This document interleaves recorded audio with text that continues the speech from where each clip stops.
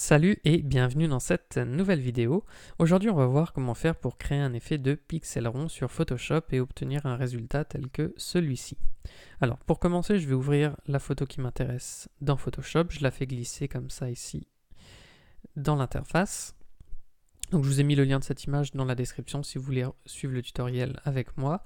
Donc je vais aller ici dans taille de l'image et je vais mettre en hauteur 1500 pixels et en largeur donc 1000 pixels. Je vais faire OK. Donc là c'est parce que simplement mon image était un peu grande. Et ce que je vais faire, donc je vais cliquer ici sur le cadenas pour déverrouiller mon calque. Donc ça ce sera le portrait. Je vais créer deux calques. Alors je vais hop là, cliquer sur la vignette et je vais les remplir de noir. Donc celui-ci, ça sera mon fond pour mon arrière-plan et je vais en créer un au-dessus. Et celui-ci, donc on le remplit de noir ou même de blanc, peu importe en fait. Celui-ci, il va me servir dans un instant à créer mon effet de pointillé. Donc pour ça, ce que je vais faire aussi, c'est que, voilà, je vais le masquer pour le moment. Je vais retourner sur mon portrait et là, je vais mettre un effet pixelisé. Donc je vais aller dans pixelisation, voilà. Et je vais choisir mosaïque.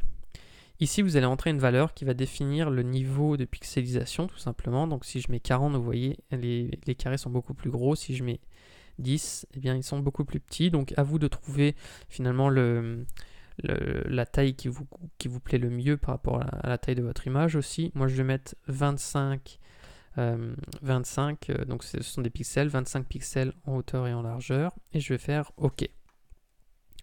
Et à présent, je vais créer un nouveau document et je vais le faire justement de 25 pixels par 25 pixels. Donc je reprends finalement les mêmes dimensions que j'ai pris pour mon carré, pour mon effet carré pixelisé. Donc je vais créer un document voilà, de 25 pixels de hauteur et de largeur.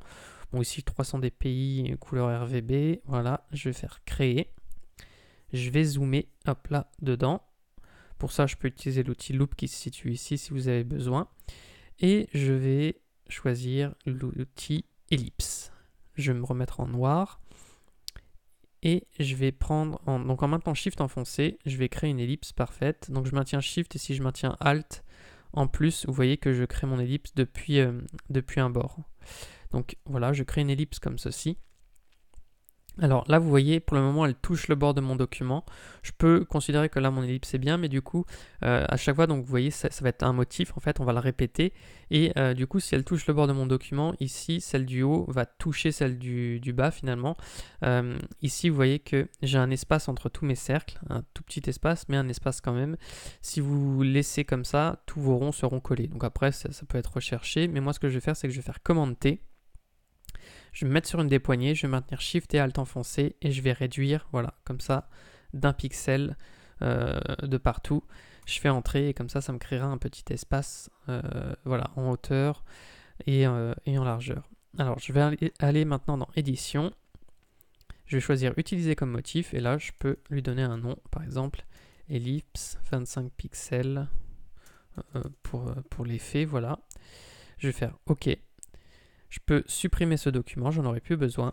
J'ai pas besoin de l'enregistrer. Et je vais retourner donc ici. Et ce que je vais faire, c'est que je vais me mettre sur mon calque du dessus, je le remets en visible et je vais aller dans les options ici et je vais choisir incrustation de motifs. Et là, donc je vais choisir le dernier motif que j'ai créé, donc c'est-à-dire celui-ci. Le nom s'affiche et ellipse 25 pixels, voilà. Je vais bien vérifier que j'ai mis le mode de fusion normal, opacité à 100% et l'échelle à 100%, puisque si vous mettez une échelle plus élevée, vous allez avoir des ronds plus gros. Nous, ce qu'on veut, c'est avoir, c'est que ça tombe précisément sur nos pixels, en fait. Donc, je vais mettre, voilà, 100%. Je fais OK. Et à présent, donc, je vais faire clic droit sur mon calque et je vais faire pixeliser le style de calque. Ça va me permettre, quand je vais prendre ici mon outil baguette magique, de sélectionner tous mes ronds noirs. Alors pour ça, je vais prendre la baguette magique, je vais mettre une tolérance à 150 par exemple, et je vais décocher des pixels contigus, très important. Et maintenant, si je fais un clic sur un rond noir, ils sont tous sélectionnés.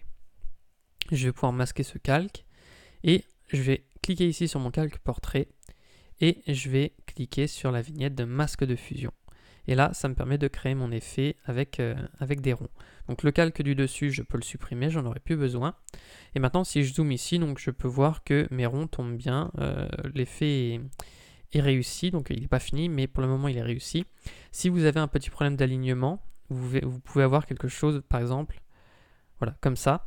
Eh bien vous allez utiliser les flèches de votre clavier. En fait, vous cliquez ici sur le petit cadenas, vous mettez par exemple sur le masque de fusion portrait, et en utilisant les flèches de votre clavier, vous pouvez déplacer l'un et l'autre et vous arranger, vous voyez, en les déplaçant pour que ça tombe juste. Alors ici, ça se voit pas trop parce que c'est toujours la même couleur, mais vous voyez ici, hop là, je remonte, là, je suis plutôt bien. Voilà, là, je sais que je suis bien aligné, et voilà, je reclique sur le cadenas une fois que je suis bien placé. Donc à présent, on va pouvoir mettre un effet un peu de relief sur ces ronds. Donc pour ça, je vais aller dans les options de fusion et puis je peux choisir alors deux choix. Soit je vais prendre par exemple biseautage et estampage. Alors si je fais restaurer les paramètres, je vais pouvoir créer un effet. Par exemple, je vais me mettre sur estampage ici. Je vais augmenter ici l'opacité sur les tons clairs. Et puis ensuite, on va pouvoir jouer ici sur la taille, la profondeur. Donc voilà, on a différentes marges de manœuvre. On peut jouer un peu là-dessus pour trouver ce qui nous plaît. Sinon, je peux décocher ça et puis choisir de faire une ombre interne. Alors pareil, je fais restaurer les paramètres. Ici, je vais choisir une couleur blanche. Je fais OK. Là, je vais choisir le mode superposition.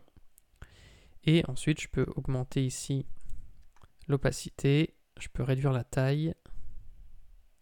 Alors la taille, je vais mettre quelque chose comme 3 pixels. Et la distance, on peut jouer dessus également.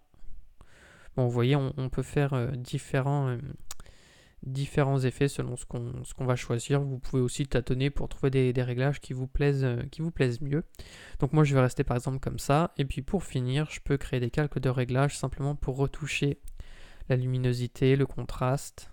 Vous voyez, là, je vais augmenter la luminosité, augmenter un petit peu le contraste. Je peux toucher à la teinte et à la saturation également. Et puis je peux créer un calque de niveau, comme ceci. Je vais retoucher les curseurs, ça me permet de contrôler un peu, voilà,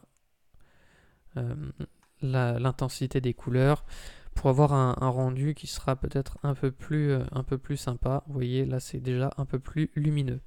Donc voilà, c'était tout pour ce tutoriel. J'espère que ça vous aura plu. Si vous avez des questions, vous pouvez les poser dans les commentaires.